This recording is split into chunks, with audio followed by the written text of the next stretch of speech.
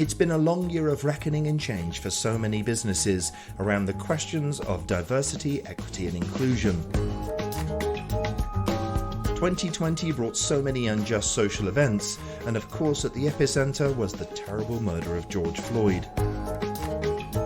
I guess now's an interesting moment to look back at how organizations responded with DE&I programs and ask, is it working?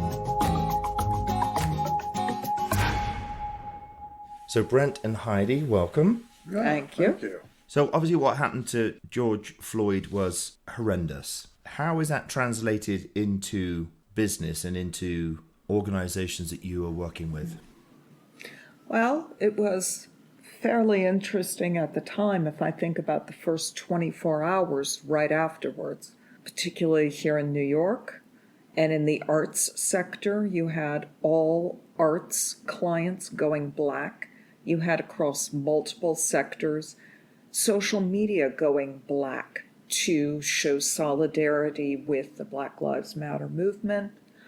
And you had huge promises put in place of investment into diversity, equity, and inclusion, creating roles, creating initiatives. So that was the kickoff. And you probably remember one of the key themes that came out of this was defund the police, was a call for everybody that we need to defund the police. The police should not have so many resources. That has since been hopefully modified and adjusted. Yeah. Because yes, the police do abuse their power, but they're also given the responsibility and accountability to do more than they need to. They are not social workers. They are not homeless outreach. But that's what they have been tasked to do. And out of all of that came a greater call for diversity, equity, and inclusion. And that's where we're talking today.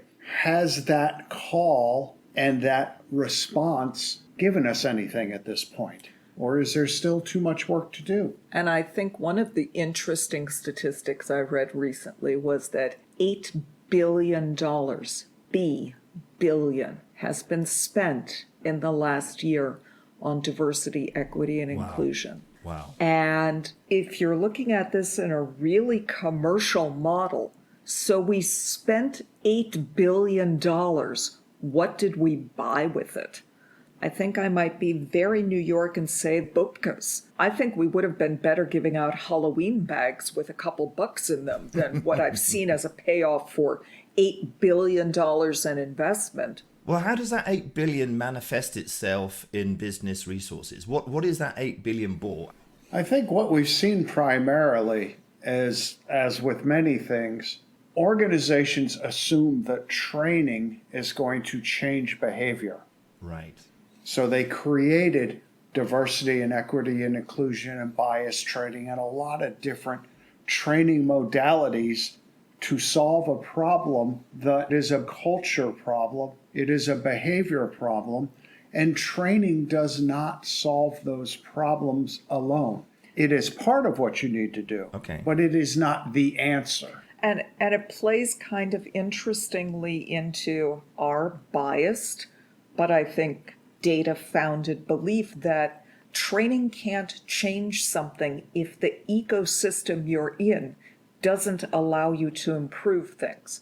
So why are you giving, to be somewhat rude, bias training to someone who's stuck within mechanisms of hiring, retention, rewards, promotion, all of those mechanisms of an organization?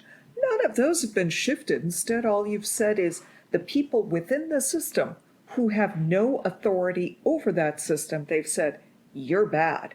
You're the person who's driving this. Right. Yeah. I don't want to be completely negative either. There are some organizations that are doing great things. Yes. There are sectors that are trying to make real valid adjustments. And yes, this has been a problem, not just in America, but this has been a problem globally for the last 100 years, where is everything equitable in business and in society? Absolutely not. And it doesn't matter where you live. I think the only place you can say everything is equitable would be maybe North Korea. Everybody Right. has the same It's nothing. equitably bad. Yeah. Yes. They, Yeah. they all have the same nothing, except the politicians have, Yeah. of and course. everyone else has not. So is it equitable? Even a complete society that is treated equally bad still has inequality. So are we going to solve that with training? Are we going to solve that in a simple way? Absolutely not. But people are making the right moves in the right direction, but throwing money at it does not solve the problem. And I would also say I think that standalone training, and there is data behind this, standalone training does not improve beyond a very minimal point. And if anything, it can also have backlash. If you've brought someone into a room and taught them, you need to be part of the solution, examine your bias, be a better person, Right. and they walk out and they can't be, they then become cynical and you end up with a backlash to it. And Of that's course. not just with DE&I training, that happens with leadership training and numerous other topics within organizations as well. How, besides training, what's the Org-ology solution for raising awareness on those subjects? We did some really interesting work with a nonprofit in the arts sector. And the leadership did go through a consciousness raising training that really looked at what does it mean to be anti-racist. But at the same time, in the piece that we did that I thought was interesting, this arts organization makes grants to artists. And we went through their application process with a fine-tooth comb, with the widest selection of people from that arts sector to really look at the selection process for grants and say, how are we getting people in the door? How are we greeting them? How are we lowering the barriers of entry for people who are differently abled from different backgrounds, perhaps with learning disabilities? Are we making this truly equitable to all applicants? Right.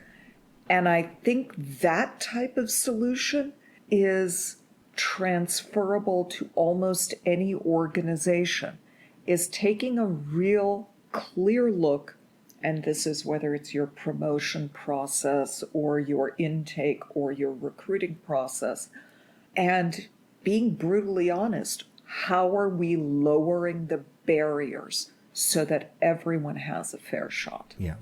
We did it in a way that wasn't a model following affirmative action where you want to disperse the inclusion across groups. What we wanted to do is make sure that there was no filter to filter anyone out, Right. so that everybody had the equal opportunity to get in through the process, which is a very select process, but there has to be a way to allow people in. One of the challenges, and we read about this prior pandemic, is that there were large organizations like Amazon and Google, and when they were doing their recruiting, the algorithm would select people out based on their name or the school they went to or the gender. So that was filtering people out. We wanted to make sure that there were no filters in place. From a business point of view, it does seem to me that diversity, equity, and inclusion not only leads to a more harmonious work environment, but doesn't it also give a better understanding of your market? I mean, whether it's the creation of products, services, or the marketing of those, surely employees with their intimate understanding of their Latino, Hispanic, Asian, or Black culture is really a valuable business asset. It's and the answer that would take us into another podcast, but I find interesting, is if you go and Google about and look at why did 9/11 occur, part of the answer to that is intelligence services in the United States were made up of all people with the same point of view and the same Right. life experience. Bottom line up front, we have better business results when our teams see different perspectives and insights. So Heidi, what's on the agenda for next week's show? I would say in one word. I always love those sort of what was the word of the year and what sums up our word, so let's have a look at that. In one word. It's like some cryptic clue. Excellent. Well, thank you so much, Heidi and Brent. All right. All We'll right. see you soon. Chat later.